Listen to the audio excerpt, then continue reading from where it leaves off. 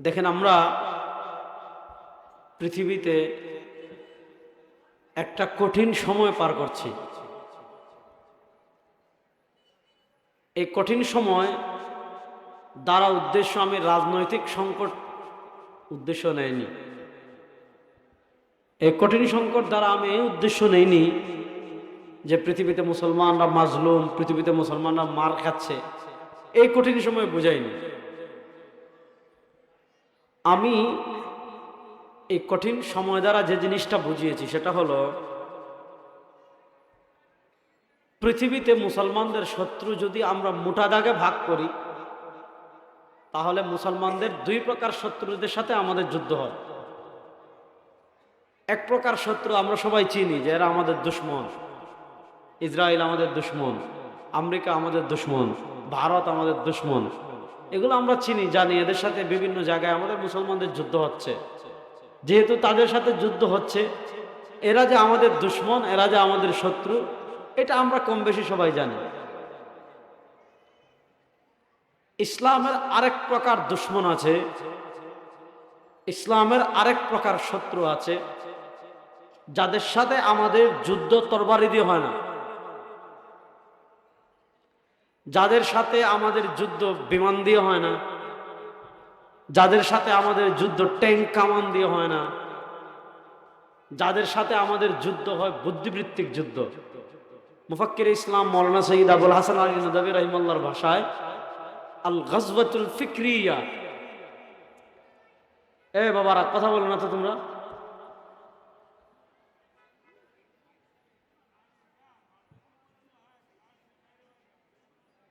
আল গজওয়াতুল ফিকরিয়া,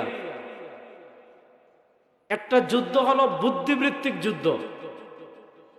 অর্থাৎ তারা এমন ফাঁদ পাতবে, তারা এমন জাল বিছাবে, তারা এমন কিছু প্রচার করবে যেগুলো বিশ্বাস করলে, যেগুলো মানলে, যেগুলো ধারণ করলে, যেগুলো সমর্থন করলে আমাদের জীবনের সবচেয়ে বড় যে অস্ত্র, আমাদের জীবনের সবচেয়ে দামি যে জিনিস, আমাদের জীবনের সবচেয়ে দামি যে হাতিয়ার, সেই ঈমানের সম্পদ থেকে আমরা বঞ্চিত হয়ে যাব।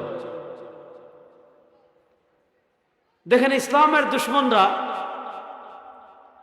তরবারির যুদ্ধে আমাদেরকে যতটা না পরাজিত করতে পেরেছে, ইসলামের 1400 বছরের ইতিহাস দেখেন, তরবারির যুদ্ধে কখনো আমরা জিতেছি, আবার কখনো তারা বিজয় হয়েছে, আবার কখনো এমন হয়েছে আমাদেরকে তারা যদি সাময়িক সময়ের জন্য পরাজিত করেও আমাদেরকে যদি তারা সাময়িক, দেখেন পৃথিবীতে মুসলমানদের উপর যে কয়েকটা বড় বড় সংকট এসেছিল,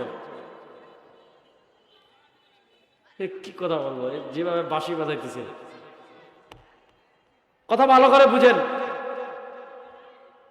পৃথিবীতে মুসলমানদের উপর যে কয়েকটা বড় বড় মুসিবত, বড় বড় সংকট এসেছিল, মানে তুফানের মতো যে শত্রুর মোকাবেলা মুসলমান করেছিল, তাদের ভিতরে অন্যতম ছিল তাতারদের আক্রমণ।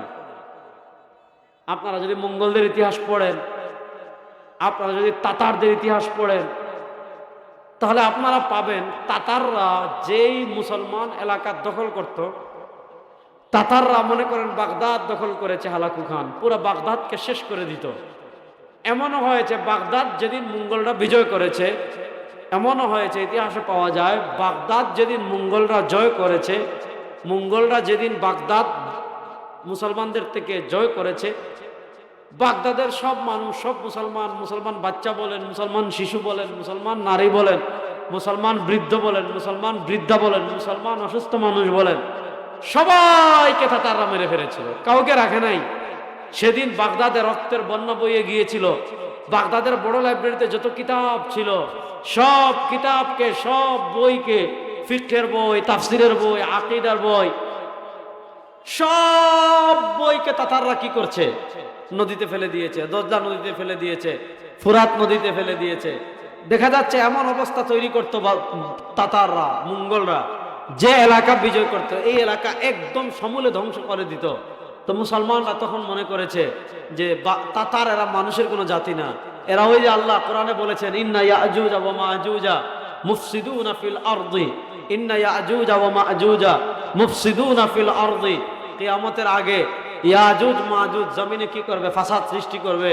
তো ইয়াজুজ মাজুজকে ঈসা আলাইহিস সালাতু ওয়াস সালামের বদদুয়ায় ধ্বংস করবে।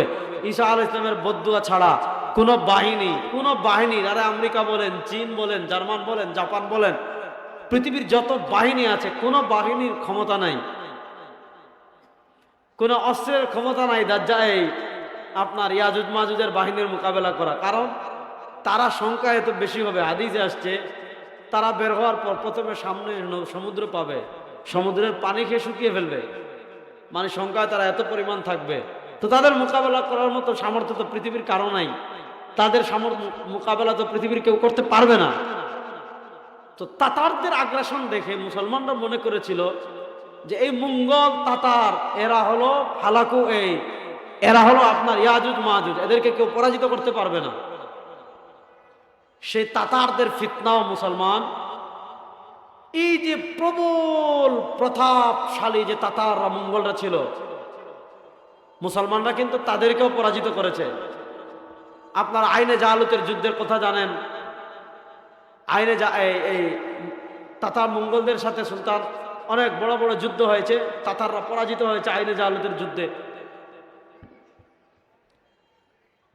তো মুসলমানদের উপর শক্তি দিয়ে যারাই আগ্রাসন চালাতে চেষ্টা করেছে, কথাটা মনোযোগ দিয়ে বুঝবেন, মুসলমানদের উপর শক্তি দিয়ে যারাই আধিপত্য বিস্তার করেছে, তারা যদি সাময়িক সময়ের জন্য বিজয়ীও হয়, কিন্তু মুসলমান সে সংকট 20, 30, 40, 50, 100 বছরের ভিতর কাটিয়ে উঠেছে।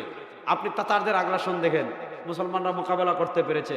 আপনারা ক্রুসেড যুদ্ধের কথা জানেন। পৃথিবীর ইতিহাসে খ্রিস্টানদের সাথে, খ্রিস্টান এবং খ্রিস্টানদের সম্মিলিত জোটের সাথে মুসলমানদের একটা ধর্মীয় যুদ্ধ হয়েছিল, যেই ধর্মীয় যুদ্ধকে আমরা বলি ক্রুসেড যুদ্ধ। সুলতান ইমাদউদ্দিন জঙ্গির কথা জানি, সুলতান নুরুদ্দিন জঙ্গির কথা জানি, সুলতান সালাউদ্দিন আইয়ুবী রহিমাল্লাহর কথা জানি, সুলতান সেনাপতি সুলতান রুকনুদ্দিন বাইবার্সের কথা জানি। ওনারা তাতার ওই মঙ্গল আপনার যেটা বলি ক্রুসেড যুদ্ধে মুসলমানদের নেতৃত্ব দিয়েছেন। সমানে অসংখ্য দিন ক্রুসেড যুদ্ধ হয়েছে, দেখা যাচ্ছে মুসলমানরাও বিজয় হয়েছে। আবার কোন যুদ্ধে মুসলমানরা পরাজিত হলেও মুসলমান কিছুদিনের ভিতর আবার ঘুরে দাঁড়িয়েছে। এটা ছিল শক্তির যুদ্ধে, যেখানে শক্তি দেখানো যায়, অস্ত্র দেখানো যায়, বাহিনীর প্রয়োজন আছে। ওই সকল যুদ্ধে মুসলমানরা যদি কিছুদিন পরাজিত হয়েছে, পরাজিত হওয়ার পর মুসলমানরা ঘুরে দাঁড়াতে সময় নেয় নাই। কিন্তু ইউরোপে যখন শিল্প বিপ্লব হলো,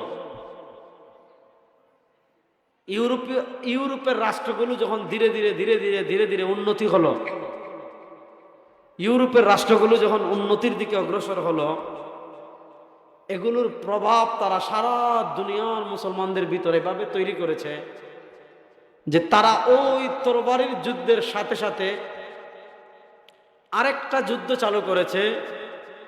আরেকটা যুদ্ধ, যে যুদ্ধ তরবারি দিয়ে হবে না, যে যুদ্ধ বোম দিয়ে হবে না, যে যুদ্ধ বিমান দিয়ে হবে না, যে যুদ্ধ হেলিকপ্টার দিয়ে হবে না, যে যুদ্ধ ড্রোন দিয়ে হবে না, যে যুদ্ধ ট্যাঙ্ক দিয়ে হবে না, যে যুদ্ধ হলো আল গাজওয়াতুল ফিকরিয়া, যে যুদ্ধটা হবে বুদ্ধি দিয়ে, যে যুদ্ধটা হবে বুদ্ধিবৃত্তিক আগ্রাসন, যে বুদ্ধিটা হবে জ্ঞান দিয়ে, যে যুদ্ধটা হবে বিজ্ঞান দিয়ে, যে যুদ্ধটা হবে আধুনিক তোমার বিভিন্ন যন্ত্রপাতি দিয়ে, যে যুদ্ধটা হবে প্রযুক্তি দিয়ে, যে যুদ্ধটা হবে ইন্টারনেট দিয়ে। অর্থাৎ এমন এক যুদ্ধ হবে যে যুদ্ধে বাহিনী লাগবে না, যে যুদ্ধে অস্ত্র লাগবে না, যে যুদ্ধে সৈন্য লাগবে না, যে যুদ্ধে কিচ্ছু লাগবে না, গড়ে বসে বসে বুদ্ধিবৃত্তিক এমন একটা যুদ্ধ করব, যেই যুদ্ধে মুসলমানরা নামে থাকবে মুসলমান, চেহারায় থাকবে মুসলমান, লেবাসে থাকবে মুসলমান, কর্মে থাকবে মুসলমান, দাড়িতে থাকবে মুসলমান, পাঞ্জাবিতে থাকবে মুসলমান, নামে থাকবে মুসলমান, কিন্তু চিন্তা চেতনায় তার ভিতর ইসলামের কিছুই থাকবে না। ইসলামের কিছুই থাকবে না। দেখেন, ইসলামের বিধানাবলী, খুব মনোযোগী আমার কথা বুঝবেন, ইসলামের বিধানাবলী আমরা 5 প্রকার বলি। 5 প্রকারকে আনা যায় 3 প্রকার। পুরা ইসলাম তিনটা জিনিস, একটা হলো আকীদা, আরেকটা হলো আমল, আর একটা হলো আখলাক। বলেন ইসলামের বিধানাবলী কয় প্রকার? বলেন 3 প্রকার। বলেন কয় প্রকার? সবাই বলেন ইসলামের বিধানাবলী কয় প্রকার? 1 নম্বর হলো আকীদা। বলেন 1 নম্বর বিশ্বাস, আকীদা। 2 নম্বর আমল, 2 নম্বর, 3 নম্বর আখলাক, 3 নম্বর। তাহলে বলেন কয়টা জিনিস বললাম? বলেন না একটু, কয়টা জিনিস বললাম? 1 নম্বর আকীদা, বলেন 1 নম্বর, 2 নম্বর আমল, 2 নম্বর, 3 নম্বর আখলাক, 3 নম্বর আখলাক। দেখেন ইসলাম এটা এমন কোন ধর্ম না, ইসলাম এটা এমন কোন সস্তা ধর্ম না, ইসলাম এটা এমন কোন ধর্ম না যে আপনার যুক্তি দিয়ে যা মন চায় তাই বিশ্বাস করবেন। এ বাবুর ওই এমনি বাজারের আওয়াজ আসতেছে, তোমরা যদি কথা বলো তাহলে ওয়াজ করবো কেমনি? ইসলাম এমন কোন ধর্ম না যে আপনার যা মন চায় তা বিশ্বাস করবেন, আপনার যা মন চায় তা ধারণ করবেন, আপনার যা মন চায় তাই মনে করবেন না। ইসলামে সুনির্দিষ্ট বিশ্বাস আছে।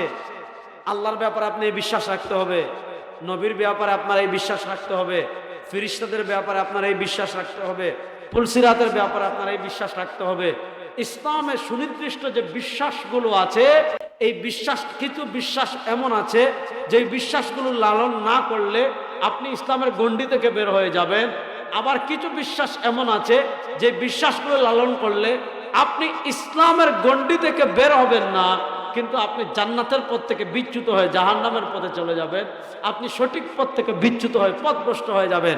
এই যে বিশ্বাসগুলো লালন না করলে আপনি ইসলামে প্রবেশ করতে পারবেন না, যে বিশ্বাসগুলো লালন না করলে আপনি ইসলামের ঘরে প্রবেশ করতে পারবেন না, যে বিশ্বাসগুলো লালন না করলে আপনি জান্নাতের পথে চলতে পারবেন না। ওই বিশ্বাসগুলোকে আরবিতে বলে আকীদা। ওই বিশ্বাসগুলোকে আরবিতে বলে, বলে না, বিশ্বাসগুলোকে আরবিতে বলে, সবাই বলেন এই বিশ্বাসগুলোকে আরবিতে বলে আকীদা।